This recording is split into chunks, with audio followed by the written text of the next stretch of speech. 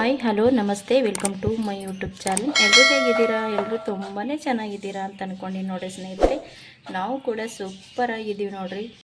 ನಾನಂತೂ ಇವತ್ತು ನಿಮ್ಗೆ ಕೂಡ ಸಖತ್ತಾಗಿರೋಂಥ ಒಂದು ರೆಸಿಪಿ ತೊಗೊಂಡು ಬಂದೀನಿ ರೀ. ಅದು ಯಾವ ರೆಸಿಪಿ ಅಪ್ಪ ಅಂತಂದ್ರೆ ಬೀಟ್ರೂಟ್ ದೋಸೆ ರೀ. ತುಂಬ ಸಿಂಪಲಾಗಿ ಸುಲಭವಾಗಿ ಈ ಬೀಟ್ರೂಟ್ ದೋಸೆನ ಮಾಡ್ಕೋಬೋದು. ನೋಡೋಕ್ಕಷ್ಟೇ ಸಖತ್ತಾಗಿಲ್ರಿ, ತಿನ್ನೋಕ್ಕೂ ಕೂಡ ಸಖತ್ತಾಗಿರುತ್ತೆ. ಮತ್ತು ಅಷ್ಟೇ ಮೃದುವಾಗಿ ಕೂಡ ನಾವು ಇದನ್ನು ದೋಸೆನ ಮಾಡ್ಕೋಬೋದು ನೋಡಿರಿ. ತುಂಬ ಸಿಂಪಲಾಗಿ ಮಾಡ್ಕೋಬೋದು, ಅಷ್ಟೇ ಟೇಸ್ಟಿಯಾಗಿ ಕೂಡ ಮಾಡ್ಕೋಬೋದು ರೀ. ಒಂದು ಸಲ ಖಂಡಿತ ನೀವು ಕೂಡ ಟ್ರೈ ಸಖತ್ತಾಗಿರುತ್ತೆ. ಚಟ್ನಿ ಅಥವಾ ಸಾಂಬಾರು ಅಥವಾ ಆಲೂಗಡ್ಡೆ ಪಲ್ಯದೊಟ್ಟಿಗೆನೂ ಕೂಡ ನಾವು ಸರ್ವ್ ಮಾಡ್ಕೋಬೋದು. ಬೇಡ ಅಂದ್ರೆ ನಾವು ಹಾಗೇನೂ ಕೂಡ ಇದನ್ನು ತಿನ್ಬೋದು ನೋಡಿರಿ. ಬರ್ರಿ ಈ ಬೀಟ್ರೂಟ್ ದೋಸೆ ಯಾವ ರೀತಿ ಮಾಡೋದಂತ ಹೋಗಿ ನೋಡ್ಕೊಂಡು ಬರೋಣ.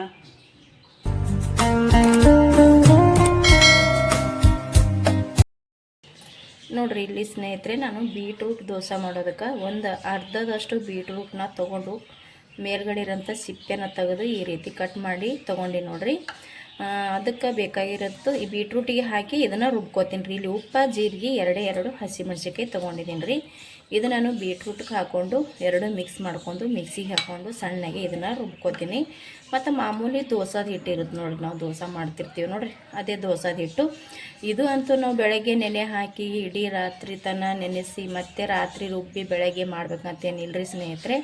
ನಾವು ರಾತ್ರಿ ಬೇಕಪ್ಪ ಅಂತಂದ್ರೆ ಒಂದು ಸ್ವಲ್ಪ ರಾತ್ರಿ ಒಂದು 10 ಗಂಟೆ ಸುಮಾರು ನೆನೆ ಹಾಕಿ ಬೆಳಗ್ಗೆ ಸ್ವಲ್ಪ ಬೇಗ ಅರ್ದು ಕೂಡ ಮಾಡ್ಕೋಬೋದು. ನಮ್ಗೆ ಅಷ್ಟು ಟೈಮ್ ಇಲ್ಲ ಅಂದ್ರೆ ಕನಿಷ್ಠ ಒಂದು 3 ಗಂಟೆನಾದರೂ ನೆನೆ ಹಾಕಿ, ಒಂದು 2-2.5 ಗಂಟೆನಾದರೂ ನೆನೆ ಹಾಕಿ ಒಂದು ಅರ್ಧ ತಾಸು ಇದನ್ನು ಅರ್ಧ ನಂತರ ನೆನೆಯಕ್ಕೆ ಬಿಟ್ಟು ಹಂಗೂ ಕೂಡ ಮಾಡ್ಕೋಬೋದು ನೋಡಿರಿ. ಅದನ್ನು ಕೂಡ ಚೆನ್ನಾಗಿ ಆಗುತ್ತೆ. ಇಲ್ಲಿ ನಾನು ಆಲ್ರೆಡಿ ರುಬ್ಬಿ ಇಟ್ಟಿರುವಂಥ ದೋಸೆ ಹಿಟ್ಟನ್ನು ತೊಗೊಂಡಿದ್ದೀನಿ ರೀ. ಮಾಮೂಲಿ ದೋಸೆ ಹಿಟ್ಟು ಇರುತ್ತೆ ನೋಡಿರಿ, ಅವಲಕ್ಕಿ, ಅಕ್ಕಿ ಮತ್ತು ಉದ್ದಿನಬೇಳೆ, ಮೆಂತ್ಯ, ಅದೇ ರೀತಿ ಇದನ್ನು ನಾನು ರೆಡಿ ಮಾಡ್ಕೊಂಡು ತೊಗೊಂಡಿನಿ ರೀ. ಇವಾಗ ಫಸ್ಟಿಗೆ ಬೀಟ್ರೂಟ ಮತ್ತು ಹಸಿಮೆಣಸಿನ್ಕಾಯಿ, ಜೀರಿಗೆ, ಉಪ್ಪು ಇದೆರಡೂ ನಾನು ಇಷ್ಟನ್ನು ಮಿಕ್ಸ್ ಮಾಡಿಕೊಂಡು ಇದನ್ನು ನೈಸಾಗೆ ರುಬ್ಕೊಂಡು ತೊಗೋತೀನಿ ನೋಡಿರಿ. ನಾನು ಈ ರೀತಿ ಇದನ್ನು ರುಬ್ಕೊಂಡು ತೊಗೊಂಡು ಬಂದೆ. ಇಷ್ಟು ಮಾಡಿಕೊಂಡ್ರೆ ಸಾಕ್ರಿ. ನೀವು ಬೇಕಿದ್ರೆ ಇದು ಬೀಟ್ರೂಟೇ ಬೇಡ ಅಂದ್ರೆ ನೀವು ಇದನ್ನು ಹಿಂಡಿಬಿಟ್ಟು ಇದ್ರ ರಸನೂ ಕೂಡ ನಾವು ಹಾಕೋಬೋದು ರೀ. ಮತ್ತು ಇಲ್ಲಪ್ಪ ಅಂದ್ರೆ ಡೈರೆಕ್ಟ್ರಿ ಹಾಕೋತೀವಿ ಅಂದ್ರೆ ನೀವು ಡೈರೆಕ್ಟ್ರಿ ಹಾಕೋಬೋದು. ನಾನಿಲ್ಲಿ ಡೈರೆಕ್ಟ್ರಿ ಹಾಕೊಳ್ಕತ್ತೀನಿ ನೋಡಿರಿ. ಕೆಲವರಿಗೆ ಇಷ್ಟ ಆಗಂಗಿಲ್ಲ ರೀ. ಇಷ್ಟ ಆಗದೆ ಇರೋರು ಬರೀ ಬೀಟ್ರೂಟಿಂದು ರಸ ಹಾಕ್ಕೊಂಡ್ರೂ ನಡಿತೈತಿ. ರಸ ಹಾಕ್ಕೊಂಡಿವಪ್ಪ ಅಂದ್ರೆ ನಮಗೆ ಬೀಟ್ರೂಟ ವೇಸ್ಟ್ ಆಗುತ್ತೆ ಅಂತ ಅನ್ಕೋಬೋದು ರೀ. ವೇಸ್ಟ್ ಆಗಂಗಿಲ್ಲ ರೀ.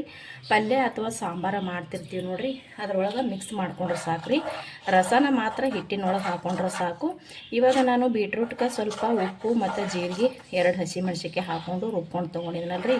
ನಾ ಹಿಟ್ಟಿಗೆ ಇನ್ನೂ ಏನೂ ಹಾಕಿಲ್ಲ ರೀ.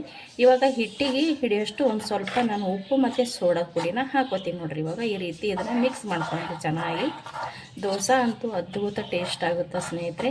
ಈ ರೀತಿ ಒಂದು ಸಲ ಟ್ರೈ ಮಾಡಿ ನೋಡಿರಿ, ತುಂಬ ಅಂದರೆ ತುಂಬ ಇಷ್ಟಪಡ್ತೀರಾ. ಇವಾಗ ಇದಕ್ಕೆ ಒಂದು ಸ್ವಲ್ಪ ಉಪ್ಪು ಮತ್ತು ಸೋಡಾ ಪುಡಿನ ಹಾಕ್ಕೊಳ್ಳೋಮ್ರಿ. ನೋಡಿರಿ, ನಾನಿಲ್ಲಿ ಒಂದು ಸ್ವಲ್ಪ ಉಪ್ಪು ತೊಗೊಂಡಿನಿ, ಅದು ಕೈಯಿಂದೇ ಹಾಕ್ಕೊಳಕತ್ತೀನಿ ರೀ. ಆಲ್ರೆಡಿ ಹಾಕ್ಕೊಂಡಿವಿ, ನೋಡ್ಕೊಂಡ್ಬಿಟ್ಟು ಹಾಕೋಬೇಕ್ರಿ. ಉಪ್ಪು ಹಾಕ್ಕೊಂಡಿವಲ್ರಿ. ಇವಾಗ ಒಂದು ಚಿಟಿಕೆಯಷ್ಟು ನಾನು ಸೋಡಾ ಪುಡಿನ ಹಾಕ್ಕೊಳಕತ್ತೀನಿ ರೀ, ಅಡುಗೆ ಸೋಡಾ ಪುಡಿ ರೀ. ಈ ಉಪ್ಪು ಸೋಡಾ ಪುಡಿ ಹಾಕೊಂಡು ಬಳಿಕ ಇದನ್ನು ಚೆನ್ನಾಗಿ ಸ್ವಲ್ಪ ಮಿಕ್ಸ್ ಮಾಡ್ಕೊಳ್ಳೋಣ. ಎಲ್ಲ ಕಡೆ ಹಿಡ್ಕೊಬೇಕಲ್ರಿ. ಉಪ್ಪು ಮತ್ತು ಸೋಡಾ ಎಲ್ಲ ಕಡೆ ಹೊಂದಂಗೆ ಒಂದು ಸ್ವಲ್ಪ ಇದನ್ನು ಮಿಕ್ಸ್ ಮಾಡ್ಕೊಂಡ್ರೆ ಆಯ್ತು ನೋಡಿರಿ. ಇದು ಆಯ್ತು ನೋಡಿರಿ. ಇವಾಗ ರೆಡಿ ಆಯಿತು. ನಾವು ಇವಾಗ ಹಸಿಮೆಣ್ಸಿಕಾಯಿ ಐತ್ರಿದು. ಇವಾಗ ನಾವು ಇದನ್ನು ದೋಸೆ ಹಾಕ್ಕೊಳ್ಳೋಣ. ತುಂಬ ಸಿಂಪಲ್ಲಾಗಿ ತುಂಬ ಈಸಿಯಾಗಿ ಮಾಡ್ಕೋಬೋದು ನೋಡಿರಿ ಇದನ್ನು. ನೋಡಿರಿ, ನಾನು ಗ್ಯಾಸ್ ಹಚ್ಚಿ ಒಂದು ದೋಸೆ ತವಾನ ಇಟ್ಕೊಂಡಿದ್ದೀನಿ. ಚಿಕ್ಕದೈತ್ರಿ ಇದು ತವಾ. ಇದೇ ರೀತಿ ತವ ಇಟ್ಕೋಬೇಕತ್ತೇನಿಲ್ಲರಿ ಸ್ನೇಹಿತರೆ. ನಮ್ಮ ಮನೇಲಿ ದೋಸೆ ತವ ಇರುತ್ತೆ ನೋಡಿರಿ, ಅದು ಕೂಡ ಇಟ್ಕೊಂಡು ನಾವು ಇದರಲ್ಲಿ ದೋಸೆ ಮಾಡ್ಕೋಬೋದು. ಬೀಟ್ರೂಟ್ ದೋಸೆನ ಮಕ್ಕಳೆಲ್ಲ ಇದರಲ್ಲಿ ಕೇಳ್ತಾ ಇದ್ರು ಅಂತೇಳಿ ನಾನು ಇದರಲ್ಲಿ ಮಾಡ್ಕೊತಾ ಇದ್ದೀನಿ. ಇವಾಗ ಗ್ಯಾಸ್ ಹಚ್ಚಿ ನಾನು ಗ್ಯಾಸಿನ ಮ್ಯಾಗೆ ಇಟ್ಟಿನಿ ರೀ. ಸ್ವಲ್ಪ ಬಿಸಿ ಅಲ್ರಿ, ಇದು ಬಿಸಿ ಆದ ನಂತರ ನಾವು ದೋಸೆನ ಹಾಕ್ಕೊಳ್ಳೋಮತ್ರಿ. ನೋಡಿರಿ, ಇವಾಗಂತೂ ತವ ಕಾಯ್ದೈತಿ. ನಾನಿಲ್ಲಿ ದೋಸೆನ ಹಾಕ್ಕೊಳ್ಕತ್ತೀನಿ ನೋಡಿರಿ. ನಿಧಾನವಾಗಿ ಹಾಕ್ಕೋಬೇಕು ನೋಡ್ರಿ. ನಾನು ಈ ಥರ ದೋಸೆನ ಹಾಕ್ಕೊಂಡು ನೋಡಿ. ಇದು ಇವಾಗ ಚೆನ್ನಾಗಿ ಗ್ಯಾಸ್ನ ಮೀಡಿಯಮ್ನಾಗ ಇಟ್ಟೆ ನಾವು ಇದನ್ನ ಬೇಯಿಸ್ಕೊಂಡು ತೊಗೋತೀನಿ ರೀ. ಇದು ಒಂದು ಮೈ ಚೆನ್ನಾಗಿ ಬೇಯಿಲ್ರಿ. ಇದನ್ನು ಮೇಲ್ಗಡೆ ಮುಚ್ಚಿಬಿಟ್ಟು ಒಂದು ಸೈಡ್ನ ನಾನು ಇದನ್ನು ಬೇಯಿಸ್ಕೊಂಡು ತೊಗೋತೀನಿ ನೋಡಿರಿ. ಇದನ್ನು ಇವಾಗ ಒಂದು ಮೈ ಬೆಂದೈತ್ರಿ. ಇದು ಇನ್ನೊಂದು ಮೈ ತಿರುಗಿಸಿ ಹಾಕೊಳ್ಳೋಣ. ವಾವ್, ನೋಡಿರಿ, ಸಖತ್ತಾಗಿ ಬಂದವು. ಟೇಸ್ಟ್ ಅಂತೂ ಅದ್ಭುತವಾಗಿರುತ್ತೆ ಸ್ನೇಹಿತರೆ. ಇದು ಇನ್ನೊಂದು ಮೈ ಸ್ವಲ್ಪ ಬೇಯಿಸ್ಕೊಂಡ್ರೆ ಸಾಕ್ರಿ. ಬೇಯಿಸ್ಕೊಂಡ್ರೂ ಕೂಡ ನಡಿತೈತಿ, ಬೇಯಿಸ್ಕೊಳ್ಳಿಲ್ಲ ಅಂದ್ರೂ ಕೂಡ ನಡಿತೈತ್ರಿ. ಆದರೂ ಒಂದು ಸ್ವಲ್ಪ ನಾನು 2 ಮೈನ ಬೇಯಿಸ್ಕೊಳಕತ್ತೀನಿ. ಇದು ಅಂತೂ ಕಂಪ್ಲೀಟ್ ಆಗ್ಯದ. ಇನ್ನೊಂದು ಮೈ ಕೂಡ ನಾನು ಬೇಯಿಸ್ಕೊಳಕತ್ತೀನಿ ರೀ. ಒಂದು ಸ್ವಲ್ಪ ಬೇಯಿಸ್ಕೊಂಡು ತಗೋತೀನಿ ನೋಡಿರಿ. ಈ ರೀತಿ ನಾನು ಬೇಯಿಸ್ಕೊಂಡು ತೊಗೊಂಡೆ ನೋಡಿರಿ. ತುಂಬ ಬೇಯಿಸ್ಕೊಳ್ಳಿಲ್ಲ, ಸ್ವಲ್ಪ ಬೇಯಿಸ್ಕೊಂಡ್ರೆ ಸಾಕ್ರಿ. ಆಲ್ರೆಡಿ ಬೆಂದಿರ್ತೈತಿ, ಮೇಲ್ಗಡೆ ಮುಚ್ಚಿ ನಾವು ತೊಗೊಂಡಿರ್ತೀವಲ್ರಿ. ಇದನ್ನು ನಾನು ಒಂದು ಪ್ಲೇಟಿಗೆ ತಗೊಂಡು ಇನ್ನೊಂದು ಕೂಡ ಹಾಕೋತೀನಿ ನೋಡಿರಿ.